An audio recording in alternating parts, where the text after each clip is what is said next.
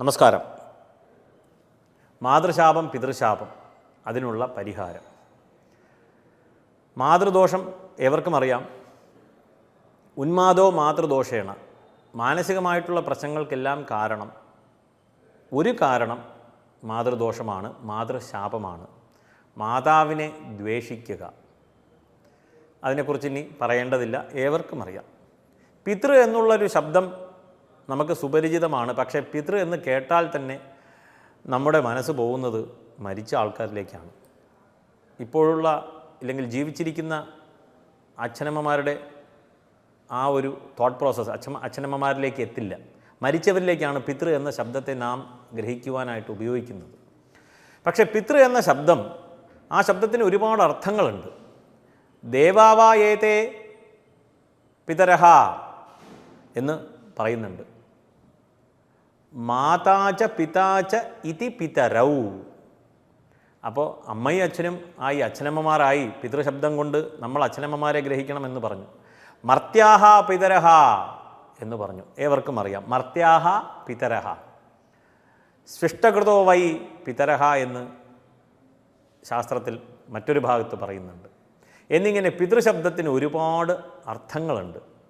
അപ്പോൾ ഇവിടെ പിതൃദോഷം മാറുവാനായി, മാതൃദോഷം മാറുവാനായി എന്ത് ചെയ്യണം, ലളിതമായിട്ട് എന്തു ചെയ്യാം എന്നുള്ളതാണ്. കാരണം ദോഷങ്ങൾ എന്ന് പറയുമ്പോൾ തന്നെ അത് ഭവിച്ച് കഴിഞ്ഞിരുന്നല്ലോ. ആ പ്രവൃത്തി കഴിഞ്ഞു. ദോഷപ്രവൃത്തി ചെയ്യുന്നു, ദോഷഫലങ്ങൾ അനുഭവിക്കുന്നു. സത്പ്രവൃത്തി ചെയ്യുന്നു, സത്ഫലങ്ങൾ അനുഭവിക്കുന്നു. ഇത്രയേ ഉള്ളൂ. നമ്മുടെ സനാതനധർമ്മത്തിൽ അത് കഴിഞ്ഞു. സനാതനധർമ്മം എന്ത് എന്ന് ചോദിച്ചു കഴിഞ്ഞാൽ എന്താണോ കർമ്മം ചെയ്യുന്നത് അത് അനുഭവിക്കുക. ഇത്രയേ ഉള്ളൂ. ഇതിനകത്ത് എല്ലാം വരും. നല്ല കർമ്മങ്ങൾ ചെയ്യുവാനായിട്ട് ഒരുപാട് ശാസ്ത്രങ്ങൾ നിലവിൽ വന്നു. നമ്മളെ കൊണ്ട് സത്കർമ്മം ചെയ്യിപ്പിക്കുക. എന്തുകൊണ്ട്? സത്കർമ്മഫലം അനുഭവിക്കുവാൻ അത് കാരണമാകും. മാതൃദോഷം പിതൃദോഷം നന്നേ കുറയുവാൻ, അല്ലെങ്കിൽ അതിനെ എലിമിനേറ്റ് ചെയ്യാനായിട്ട്, പൂർണ്ണമായിട്ട് മാറ്റുവാനായിട്ട് ഒരു ചെറിയ പ്രവൃത്തി കൊണ്ട് സാധിക്കും. അതിന് നമുക്ക് ഏവർക്കും നമ്മളേവരും ചെറിയൊരു നാണക്കേട് മാറ്റേണ്ടി വരും. എന്താണിങ്ങനെ നാണക്കേടെന്നൊക്കെ പറയുന്നത് എന്ന് ചോദിച്ചു കഴിഞ്ഞാൽ, ഈ നോർത്ത് ഇന്ത്യയിലൊക്കെ വലിയവരെ കണ്ടാൽ തന്നെ കാല് തൊട്ട് നമസ്കരിക്കുന്ന ഒരു പതിവുണ്ട്. ഇവിടെ കേരളത്തിലുണ്ടോ എന്ന് ചോദിച്ചു കഴിഞ്ഞാൽ ചിന്തിക്കേണ്ട വസ്തുതയാണ്. പല പ്രശ്നങ്ങളും സൃഷ്ടിക്കപ്പെടുകയാണ്. അതുകൊണ്ട് ഇത് സ്വീകരിക്കുവാൻ മനസ്സുള്ളവർക്ക് സ്വീകരിക്കാം. അച്ഛനമ്മമാരെ നിത്യവും നമസ്കരിക്കുക എന്നുള്ള ഒരു വിഷയം.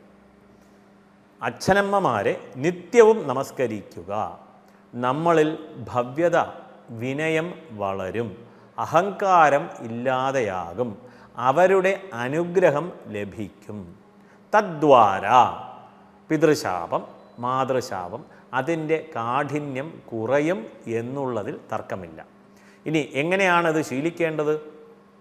അച്ഛനമ്മമാർ നിൽക്കുകയോ ഇരിക്കുകയോ അവരവരുടെ വയസ്സിനനുസരിച്ചാണ്. ചിലവർക്ക് നിൽക്കുവാൻ സാധിക്കും, ചിലവർക്ക് ഇരിക്കണം, കസേരയിൽ ഇരിക്കണം.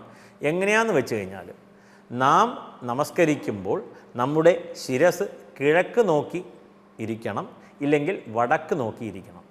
ആ ഒരു ദിക്കിലേക്കാണ് നാം നമസ്കരിക്കേണ്ടത്. ക്ഷേത്രങ്ങളിലെല്ലാം ഫോളോ ചെയ്യേണ്ട ഒരൊറ്റ റൂളേ ഉള്ളൂ. നമ്മൾ നമസ്കരിക്കുമ്പോൾ നമ്മുടെ ശിരസ് കിഴക്കോട്ട് നോക്കി നമസ്കരിക്കണം, ഇല്ലെങ്കിൽ വടക്കോട്ട് നോക്കി നമസ്കരിക്കാം. അതേ ഒരു വിഷയം, ആ ഒരു വിഷയത്തെ നമ്മൾ വീടുകളിൽ അച്ഛനമ്മമാരെ ഇരുത്തി നമസ്കരിക്കണം എന്നുള്ള ഒരു ചിന്ത മനസ്സിൽ കൊണ്ടുവന്ന് ദേവന്മാർക്ക് ഏതൊക്കെ ഭക്തിശ്രദ്ധയിൽ, ആ ഭക്തിയോടുകൂടിയും ശ്രദ്ധയോടുകൂടിയും നാം നമസ്കരിക്കുന്നുവോ അപ്രകാരം തന്നെ അതേ ചിന്ത cut and paste, copy paste ചെയ്താൽ മതി. കട്ട് ആൻഡ് പേസ്റ്റ് അല്ല, കോപ്പി പേസ്റ്റ് ചെയ്താൽ മതി. നേരെ വീട്ടിൽ അച്ഛനമ്മമാരെ നമസ്കരിക്കുന്നു. ഒരു ശ്ലോകം കൂടി ജപിക്കാം. നമഃശിവാഭ്യാം നവൈവനാഭ്യാം പരസ്പരാശ്ലിഷ്ട വവൃദ്ധരാഭ്യാം നഗേന്ദ്രകന്യാ വൃഷകേതനാഭ്യാം നമോ നമ ശങ്കര പാർവതീഭ്യാം. അപ്പോൾ പാർവതിയായിട്ട് അമ്മയെ കാണുകയാണ്, ശിവനായിട്ട് അച്ഛനെ കാണുകയാണ്. അങ്ങനെ നാം നമസ്കരിക്കുകയാണ്.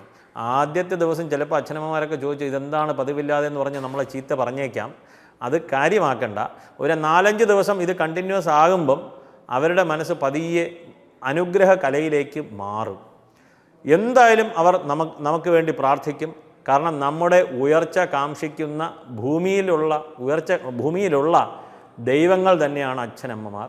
ഇത് പറയുവാൻ എളുപ്പമാണ്, ഓരോ പ്രവൃത്തിയിലും അത് കൊണ്ടുവരണം എന്നുണ്ട്. സാധിക്കുന്ന രീതിയിൽ ആ പ്രവൃത്തി മുന്നോട്ട് പോകാൻ സാധിക്കുമെങ്കിൽ പിതൃശാപം മാതൃശാപം കുറഞ്ഞ് തീരെ ഇല്ലാതാകും എന്നുള്ളതിൽ തർക്കമില്ല. നമസ്കാരം.